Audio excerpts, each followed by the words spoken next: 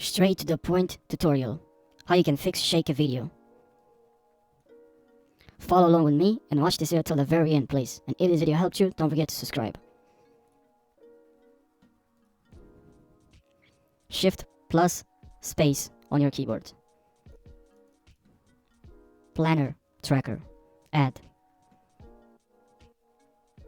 Track what you want.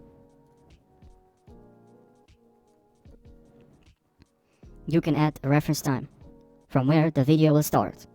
Tracker point, change to hybrid point. Here motion type, transfer translation. Now track to end. Stop tracking. You can track more if you want. Operation mode. Stabilize. Select plan tracker. Shift plus space. Right, transform. Transform, not 3D, just transform. Okay, transform.